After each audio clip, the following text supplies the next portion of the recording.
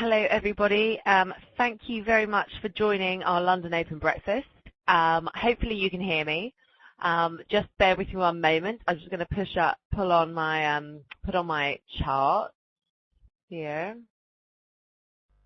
Okay, everybody, thanks very much. Right, I'm just going to do this. Right, so hopefully you can see my euro-dollar chart here, which is an hourly chart.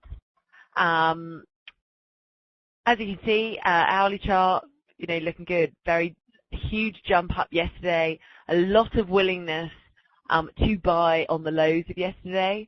And then we saw kind of a nice sharp move higher towards the London close. So that typical strange market action that you tend to see around kind of between 3 and 4 o'clock London time was euro positive yesterday, so people were willing to buy it. Hasn't really moved too much higher there, but it did get above 132.50, which is a really key resistance level here. Just draw that on for you there. Getting a little bit sticky as we approach kind of 132.70. The high today has been 132.88, so we are getting very sticky ahead of 133, but it does look right now like the momentum is higher, and you can see that here. Draw your attention to the RSI. As you can see, yes, pulling back a little bit, but still very much in that uptrend. Still looks like it's moving higher. I just caught the end of the other webinar there, and someone had asked whether or not the fundamentals are moving markets, and the speaker said no, that it was the liquidity that we're having right now. And that's certainly one thing. I mean, markets love certainty, and there's one piece of certainty out there, which is, of course, central banks will step up to the plate and do what they can to sort out problems.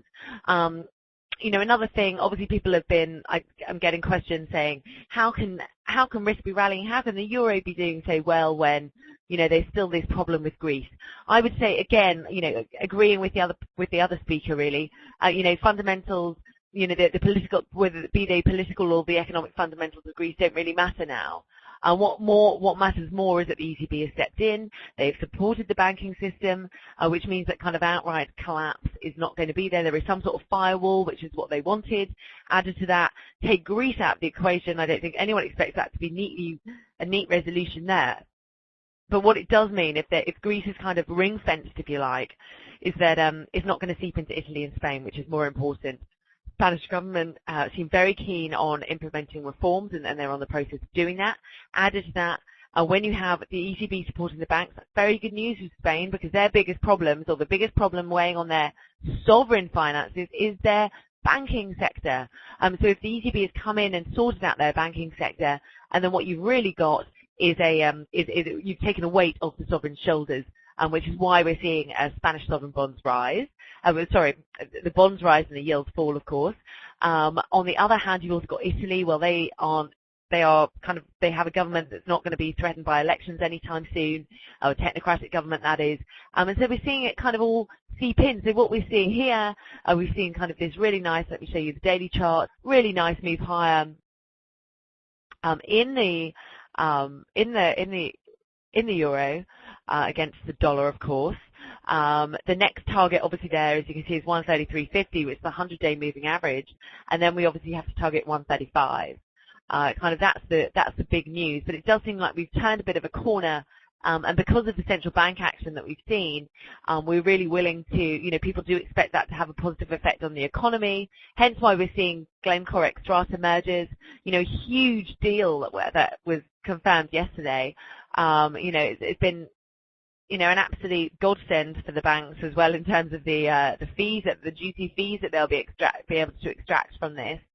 But that's all being fed into. That's all being, the reason why the deal makers at Glencore and Xstrata have come together is because they believe that in 6 months' time things will be better. That's why the stocks are rising. That's why the euro is rising at the moment. Is that we kind of almost turned this corner. Now, when I say optimism, I say it with kind of inverted commas, in the sense that, things could still go wrong, but it really does seem that, the market's resilience is actually quite broad-based and isn't just kind of, blind optimism. It's the fact that, really now that the ECB has stepped in, they are doing QE by the back door.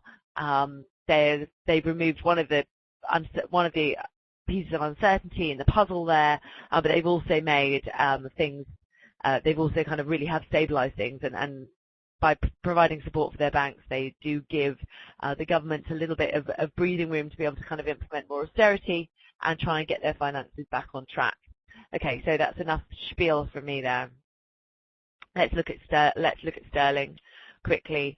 Sterling, we are it's looking fantastic, right? Take a look at that. Take a look at this. This is the daily chart.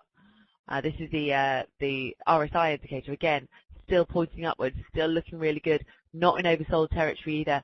Obviously, this 159.50 is the 200-day moving average, which you need to watch very, very closely. And then, of course, you've got this enormous figure, this 160, big round figure.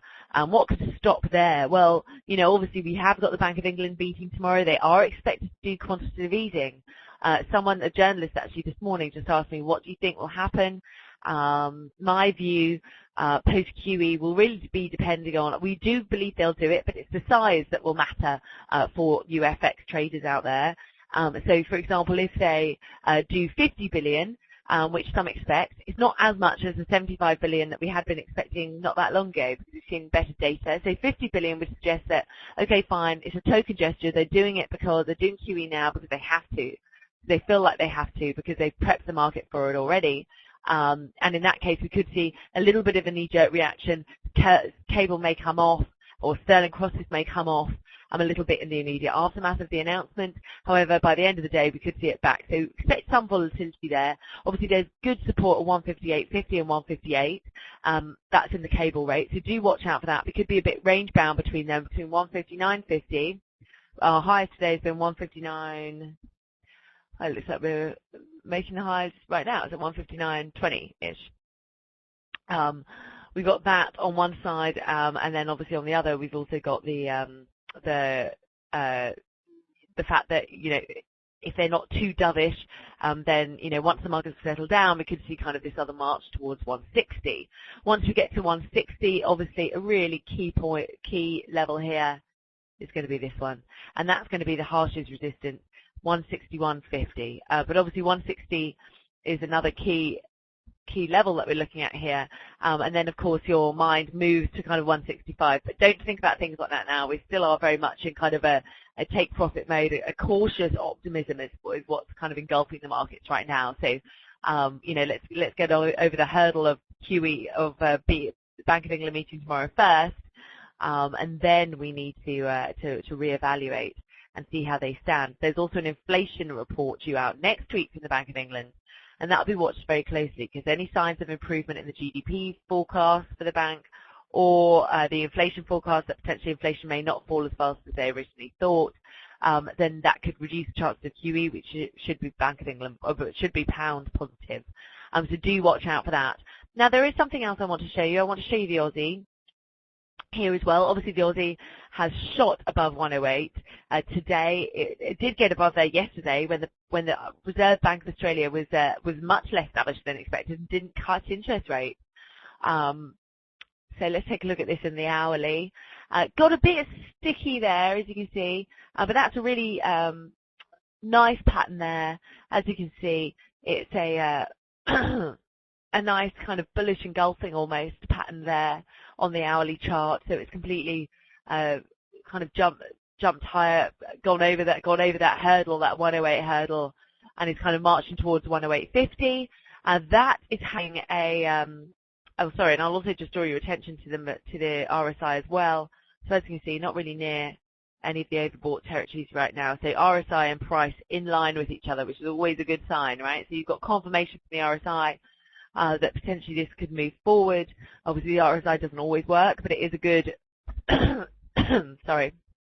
can be a good leading indicator and obviously a very good momentum indicator. So it suggests that momentum is in the Aussie side, which of course one would expect when we're in this kind of risk-on environment, a better kind of rosier outlook for the global economy. Then that's exactly what we would expect. We would expect the Aussie to do well because it's got a very high beta to risk. Let's take a look at Aussie yen. Now, this was one of my favorites yesterday. I got in it at 82.70. So I got in it just below here, around the lows of the day here. yesterday. I'd obviously missed the big move because that happened directly after the RBA meeting. I was kind of at home, not up for that, but managed to get in it there and still managed to ride the move higher, which was very nice. I kind of captured a good 60-point move, and then unfortunately I came out of it. But it's still looking really, really good, and I'm looking to get back in around the 83.50 mark. So I should be in it again now. But again, it's looking a tad oversold on the RSI. We're going to have to take a look and see how that's going. But right now they're both kind of in unison. But we basically, in terms of kind of where to look now, let's take a look at the daily chart. The reason why I put the trade on in the first place was because of this. It broke this really, really key resistance level at about 82.70.80. And it's moving higher. And then the target after that is obviously 85. And then you got to look at this kind of 85, 86 zone. You know, these highs that go all the way back to kind of 6-7 months. You know, we've cracked this. Once we'd cracked the 82.80 level yesterday, we've got to kind of a new epoch, so a bit of a new era. Yes, I would say watch out on the oversold, or potentially getting a bit oversold. A lot of people out there, are some commentators out there that believe that the commodity currencies now are really overstretched, expecting them to fall back a little bit.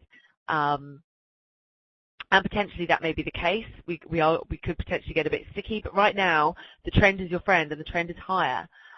So you know that's what we're doing. You've got to be really nimble. Just use your technical analysis. You know, going back to kind of what we were talking about before, fundamentals not necessarily moving the markets. Liquidity is, which means really kind of concentrate on your fundamentals.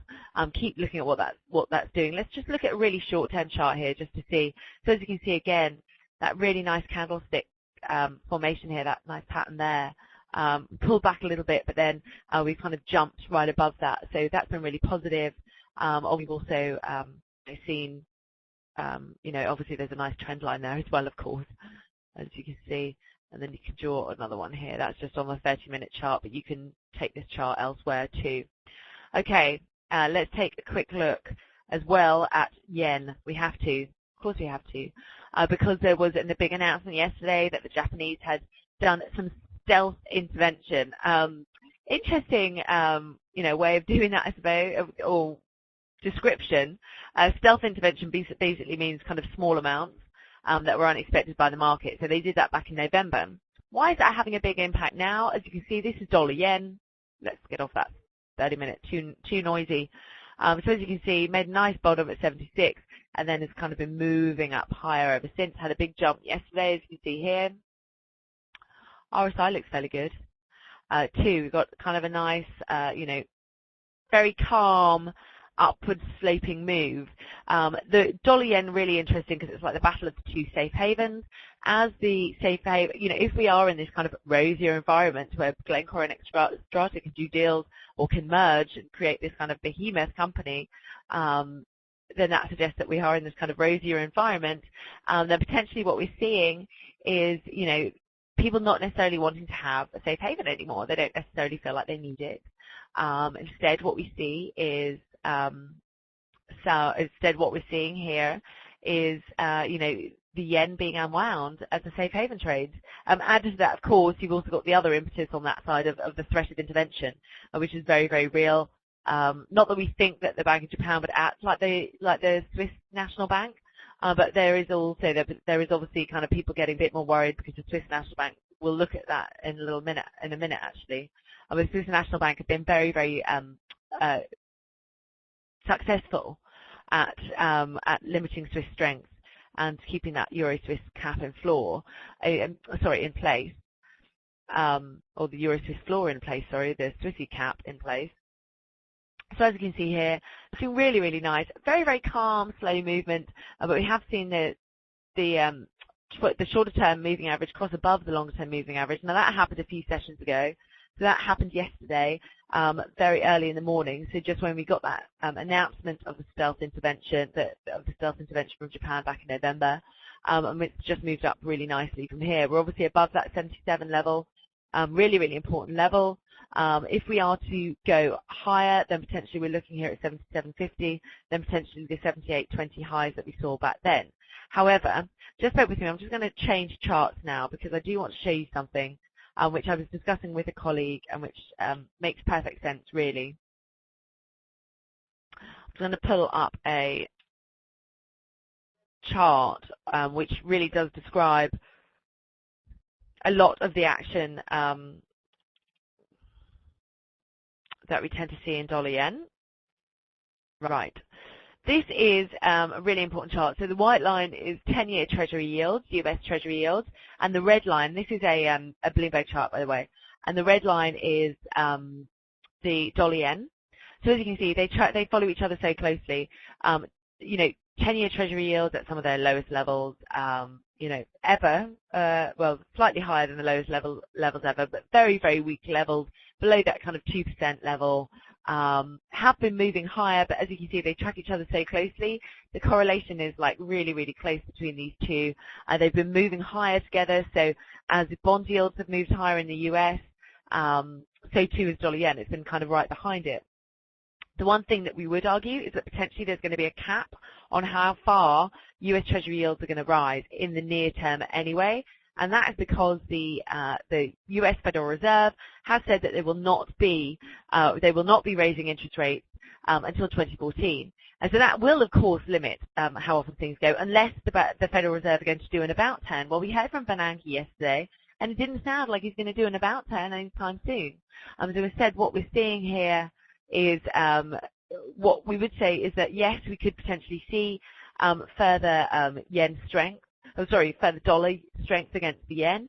We could get back to that kind of 78 level, which is the high from here, as you can see. So these highs that date back to December, but potentially we could really be range bound. So with the dollar yen, we are still cautious. We think that the trend right now is for it to go higher, absolutely, but there may be a limit to its gains. And do watch out what the Treasury yields are doing. Do watch out what kind of the central bankers are saying if you're going to trade dollar yen. Because right now, it's certainly not trading on fundamentals. It's trading on central bankness. So what central bankers are saying, so on the one hand, you've got this, you know, potential for QE3 from the Federal Reserve, and then on the other hand, you've got the potential for massive yen liquidity from the Bank of Japan because they want to limit yen gains. So they're the kind of dynamics that you need to start thinking about, not necessarily in terms of whether something's oversold or not. You've got to think about, like, you know, you've got to think about that as well, of course, and all the technical indicators, but you also have to get your head around what the central banks are doing and how they can manipulate markets, and which is essentially what they can do. So this is essentially all kind of Fed manipulation here because they've depressed 10-year Treasury yields through their QEs, through Operation Twist, and potentially also into the future with this kind of commitment to very low interest rates for the next kind of 5 years, or the next 2 years. So that's what I wanted to kind of draw your attention to. Just bear with me. We'll go back to dollar yen here. So as I said, I'll just take that line off the chart there. So as I said, with dollar yen, again, we could potentially slowly meander our way back up to that 77.50 first, and maybe towards 78 into those highs. What we believe is that if we were to see something, see a very sharp fall in dollar yen, so if it falls kind of fall below 76 to get towards that 75 level, then we'd have intervention straight away to stop it falling any further. Someone's just said dollar yen down to 72. I don't think that's going to ever.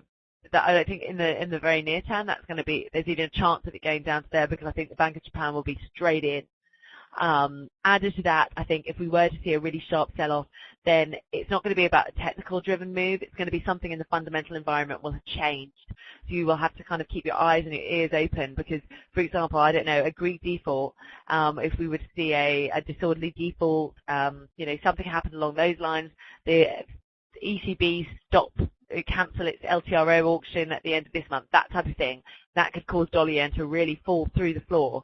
But we do believe that the minute it gets to that 75 handle, that then the Bank of Japan would come in. So 72, the possibility it could go down there, but we don't think so because we think the Bank of Japan will be in there with huge bids and really taking drastic action to stop that from happening again. Okay. I also just want to quickly show you Euro Swissy, and the reason why is because we did hear from the SMB yesterday, and hence this is what happened when we did. the S&B basically is a Swiss central bank, and they just committed they affirmed their commitment to a weak Swiss franc and to defending this floor in Euro Swissy at 120, and we've seen it then jump above 121. Let's take a look at the daily chart. Again, like, a whole load, like very low volatility, but the momentum is pointing higher. Again, that central bank has manufactured that. The next target, obviously, that we're looking at is kind of 121.90, is that cluster of daily SMAs. And then it's kind of whether or not what the S&B is saying is enough to kind of propel it back towards that 124 high, 125 high that we saw back late last year. So do watch out for that one. But it does seem like the S&B has come in and the markets are really taking them at their words that they will defend the S&B, and they're not kind of testing the resilience of that right now. Now, if anyone has any questions, I'm happy to take a couple. I'm happy to look at a couple of things. Just write down, let me know. So we're in kind of a very strange environment where it seems on the one hand things are doing well, things are certainly stabilizing, and on the other is they're largely stabilizing through the impact of the central banks. So someone would like to look at euro yen. Absolutely, let's take a look at that one. Bear with me one moment. This is the chart. So as you can see, euro yen hit a low, since moved higher. It's moving with overall risk appetite. It's moving with dollar yen. It's moving with euro dollar. Very much moving with dollar yen. So this unwinding of the yen is obviously also benefiting the euro as well. So as you can see here, yes, it's had very sharp moves higher yesterday. It's kind of broken above this key level, just above kind of 102.20. Obviously, your next target then is 102.50. The RSI is still pointing higher. Yes, it's getting into slightly, stretched levels on the upside, but the trend is still going. We could potentially see a bit of a pullback. If we did see a pullback, we would expect it to stay above 102 if the direction is going to be higher. If we get below 102, so if we were to get to kind of below 101.80 to 101.70-ish, and then potentially something bigger has happened. Someone's just asked me another question, whether or not do professional traders at banks use indicators like RSI or just price action and information. Absolutely, they use things like RSI. I mean, RSI is a fantastic indicator. Information can be wrong. RSI is just pure. RSI is just your pure, momentum, and it's math, right? And math can sometimes be wrong, but it can sometimes be right, and it's a nice bit of certainty. So in amongst professional traders, be they at somewhere like, I don't know, a big corporate or a big bank or something, they have tons of information. We get so much information, we pay tons for it every single day, that we sometimes want something that will kind of clear the way through all the information, because you can get information overload. And things like an RSI is good like that. Other people use the MACD. I find the MACD a bit of a lagging indicator. So I do like looking at kind of my RSI indicators. I also like looking at my the moving averages, and I love the information. I love the fundamental background, as I'm sure you probably know if you're not bored of it already as I kind of speak it to you. So yes, the RSI is definitely looked at, and is one of the key indicators, I would say, globally, key technical indicators, especially on the momentum side of things. Not everyone looks at it, of course. It's not always right. That's for sure. You use it more as a confirmation indicator. So you use the RSI, so the relative strength index, to confirm really if something's going on. So if I was to, so right now, price is going higher and the RSI is pointing higher. That's really, really good. If the price is going higher but the RSI was pointing lower, I would be warning bells on that this isn't going to last, that basically euro yen may then come off. And that's not what we're seeing right now. So I'm quite happy potentially for us to see, and as you can see, it's moving, it's trying to shoot higher again now. It's trying to hit that 102.50 level. Just to go back here, obviously, kind of above 102.50, you then get 103, and then this 103 level here, so just below 103 is the 100-day moving average. So that's kind of a really key level too. So I'm happy to take one more question, if anyone has one. Sorry about that. Someone's just asked about RSI divergence. Yes, if you see a momentum indicator like the RSI diverge from price action, then you need to really kind of watch it. Right now, they're both moving in harmony in the sense that, as you can see, this is the daily chart. Sorry, that doesn't seem to be. I'm just having a few problems with my charts right now, but we can still see it. So as you can see, momentum indicator pointing up, price moving higher, that's good because you want them to be in kind of line with each other because they're then confirming something. If we were to see the RSI point lower, the price action to move higher, so for example, and just one thing I'd point out as well, the RSI has really followed this move higher in euro yen, so that's good confirmation, right? If we were to see the RSI point lower but the price still move higher, that would be a warning signal to me that something potentially is not right and that the price may not continue diverging from the RSI and it would come down to meet the RSI at some point. Someone's also asked about kind of black box indicators and things like that. You know, some banks do use them, some hedge funds do. They're a fact of the market and it's something that we all kind of have to work with. But everybody, if that's the last question, thank you very much for joining. Can't believe it's the middle of the week already. But as I said, definitely a positive tone to the market. Do watch out for stickiness around kind of big resistance levels. But it does look like, you know, if the countdown to the big liquidity boost for tomorrow with the ECB and the Bank of England meetings, do watch out for them. As I said, with the Bank of England, do check our website. I'll be putting more research on it today, but it's all about whether or not they do 50 or 75. 50, and it's considered quite, they're going to be considered less dovish than expected, which is good for the sterling. 75, and people might start to worry, which could be bad for sterling. But thanks again, and hopefully you can join me on Friday. Bye-bye.